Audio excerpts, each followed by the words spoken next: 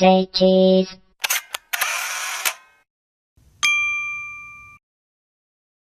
Hi, let's take a look at quick anatomy of OCCO, so to say. Its basic sort of building blocks. Well, this is the Model C, the compact.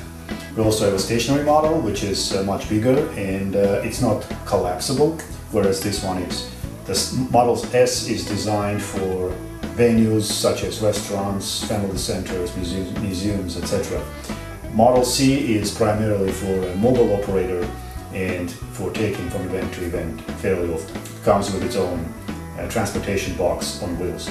We have separate videos on that as well.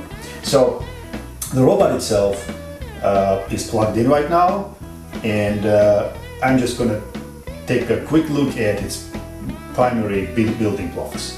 Well, the head, of course. Let's start with the head. So this is synthetic nylon, a very strong material.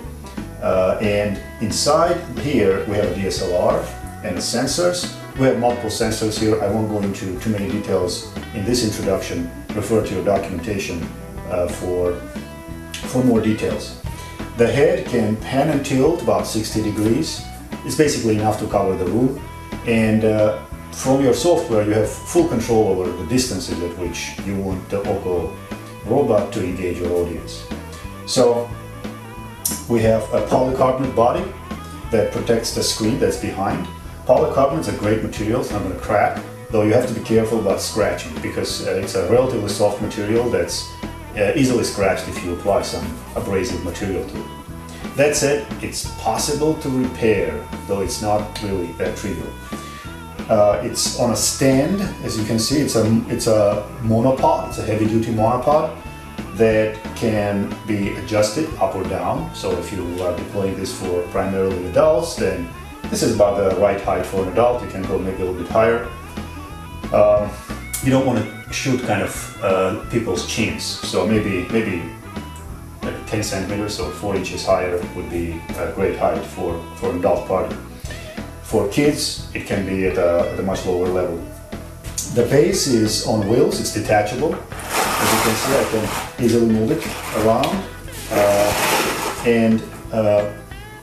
The reason it's on wheels is not just to make it easy to move around. It's primarily a stability issue. If somebody just bumps into it, it's not going to tip over, it's just going to roll. So it's a safety first and convenience second.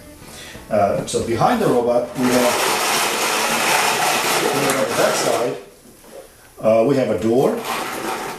You know, this obviously is you understand, it's a power cable, and there's also a USB port here if you want to touch external devices. And this door here opens for maintenance. There's a cam lock here with a security code that you can change. And let's maybe take a quick look inside and see what's in here. You have a mechanism for the pan and tilt system.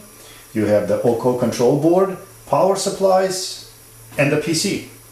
Those are the primary functions. And then there's also a flash gun here, the power of which you can adjust. And in combination with software, which you can also obviously tune to your own liking, you can create some really stunning imagery in pretty much any situation. So that's it on the inside. You typically don't ever need to open it other than to maybe adjust the flash. And once you lock it down and change the code, then your clients cannot access it without actually having to break it. This door here has several functions, apart from the obvious one, which is to prevent anyone from accessing the insides of the device. It has the niche for the lock, as we said, the gun, the flash gun, which can be adjusted in any direction. By the way, about the flash gun, you should really read on in the documentation on how to make it work the best for a given environment. What we found is that in about 50 to 70% cases, the environment itself is the best reflector for the photographs. But there are cases, if it's an open space, if there are no neutral colored ceilings or walls, it is best to put the system to shoot in auto mode and use an umbrella to fill the light. So this door here has a special notch designed where you can attach an umbrella to, and it's included with your kit. So let me do that right now. This is that umbrella. Open it up, and you insert it into this little hole here, and boom. So now you aim your flash at the umbrella, and it reflects the light back, as in towards the subjects. So that's it about the flash reflector. Let's put it back. And I think we have covered everything. The cover here can come off if you need to make some changes to the DSLR settings, which is not something that you do very often or at all. You know, in fact, we've had systems running for months without ever having to remove this lid here. That said, removing it takes a minute. There are two screws. You unscrew it, you take it off, and you can access the camera settings if you need to do that for whatever reason. I don't know why. Maybe the support asks you. Other than that, this is it. OCCO is really simple. The magic is in the computer and in the control board. Thank you. Hope this was somewhat useful.